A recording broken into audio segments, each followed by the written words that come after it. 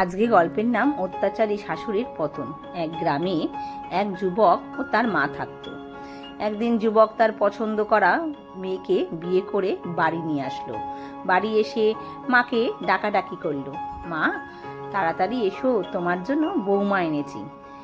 মা ডাকার পরে আসলেন, কিন্তু বৌমা দেখে তার পছন্দ হয়নি, কিন্তু ছেলের সামনে প্রকাশও করলেন না। বৌমা খুবই ভালো, প্রতিদিনের মতন জল তোলা, রান্না করা সবই করতো।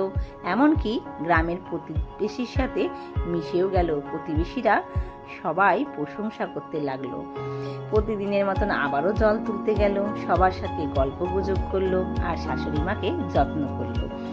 একদিন শাশুড়ি মাকে তার বর ডেকে বলল, মা আমি এবার কাজে যাচ্ছি, তুমি তোমার বৌমাকে দেখো।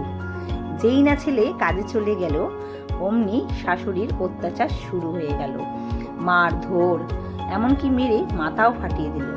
তাতেও বৌমার মুখে একগাল হাসি, আর প্রতিদিনের মতো কাজ করে গেল। কিন্তু তাতেও আশ মিটল না। এবার ফোন দিয়ে আসলো মেরে ফেলার। যেই ভাবনা সেই কাজ, মেরে ফেললো শাশুড়ি মা।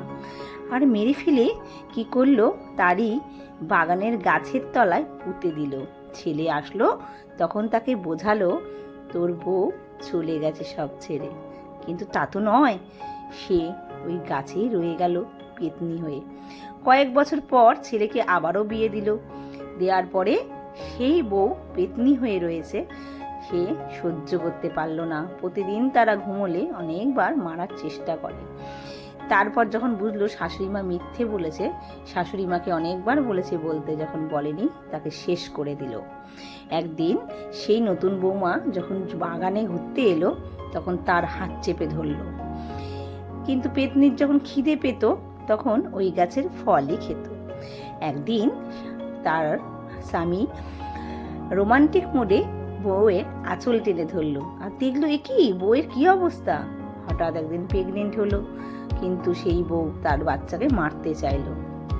ছেয়ে গেল সারা গ্রামে থমথমে পরিবেশ, ভয়ের পরিবেশ। কিন্তু যখন বউয়ের বাচ্চা হলো, বউ দেখলো এখানে থাকলে হয়তো তাদের ভয় আছে প্রাণে, তাই ছেড়ে চলে যেতে লাগলো। কিন্তু তা তো হবে না। গ্রামের লোকেরা তাকে টেনে আবার বুঝিয়ে নিয়ে আসলো। তারপরে দাদিমা তাকে বোঝালো, সে তোমাদের মারতে চায় না, দেখো উনি কিছু বলতে চাই। তখন সন্ন্যাসী সব খুলে বলল, আর তার স্বামী তার প্রথম বউকে ডেকে কথাগুলো শুনতে চাইল।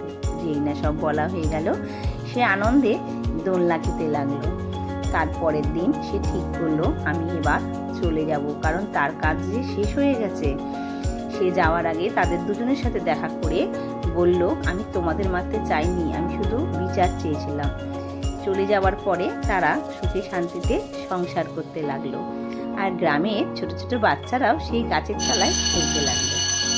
তাই বলছি, আমার গল্পটা ভালো লাগলে আমার পাশে থেকো। যেরম কর্ম করবে সেরমই ফল পাবে। আর শাশুড়িদের উদ্দেশ্যে বলছি, রূপ দেখে নয়, গুণ দেখে বিচার করবেন। আর দেখবেন যে আপনাকে আর আপনার ছেলেকে ভালোবাসছে, তাকে অন্তত মারার চেষ্টা করবেন না, সেও কারোর